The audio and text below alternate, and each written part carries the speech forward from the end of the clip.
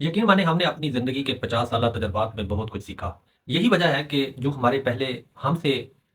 थे, वो भी यही कहा करते थे कि बेटा जो हमने सीखा है, जो हमने देखा है, वो शायद आप नहीं देख सकते। तो हमें वो बात मज़ाक लगती थी कि आप कौन-सी अनोखी दुनिया में पैदा हुए या अनोखी दुनिया में रहे हैं, जो आपको पता चला और हमें नहीं पता चला। लेकिन अब जब हमने अपनी ज़िंदगी के 50 साल गुज़ार लिए, तो हमें पता चलता है कि वाक़ई जो इंसान इस दुनिया के अंदर न्यू आता है, नया बच्चा पैदा होता है, वो ज़िंदगी जो गुज़ार रहा होता है, उसकी ज़िंदगी के अंदर मुख्तलिफ वो रास्ते, वो मुसीबतें, वो मुश्किलात जब वो आने वाले वक़्त में आएँगी, वो तो तब आएँगी। लेकिन एक वो शख़्स जो वहाँ पर हम जैसा बूढ़ा बैठा होता है, वो अपनी ज़िंदगी के तजुर्बात में वो तमाम बातें कर चुका होता है। उसे वो तमाम बातों से गुज़र कर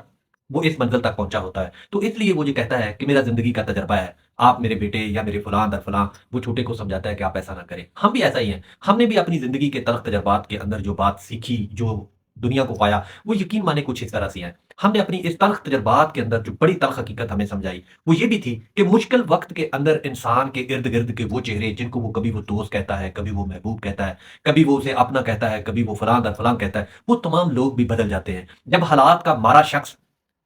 जब आपके हालात इस कदर बुरे होते हैं कि आप कुछ इस तरह करते हैं कि आपको मजबूरी में कुछ ऐसे असासे, कुछ ऐसी चीज़ें आपको फ़रोख्त करनी पड़ती हैं, तो आप ये जो असासे फ़रोख्त करते हैं, इस फ़रोख्त करने वाले असासों को खरीदता भी कोई और नहीं, बल्कि वो लोग जो आपको जानते होते हैं, वो लोग जो आपके रग-रग से वाकिफ़ होते हैं कि इसके पास तो कुछ है नहीं है, अब ये बेचे बेचे, तो इसलिए कम से कम कीमत के अंदर वो लोग खरीदते हैं, जिनको हम कभी अपना अपना दोस्त, अपना महबूब, अपना सब कुछ ही समझ बैठे होते हैं। वो लोग आपकी उन कीमती असासों को खरीदते हैं और वो बड़ा सस्ता खरीद लेते हैं। क्योंकि वो जानते होते हैं कि ये बेचे ही बेचे। तो इसलिए हमने भी अपनी ज़िंदगी के अंदर ये देखा है। अफ़सोस की बात ये नहीं है कि वो साँसें कौन खरीदता है या वो साँसें हम बेचते हैं तो वो दोस्त या रिश्तेदार जो हमारा खरीद रहा होता है, हमें इस पर दोस्त होता है या इस पर हमें जो है वो ज़रा बुरा लगता है। नहीं, मैं समझता हूँ कि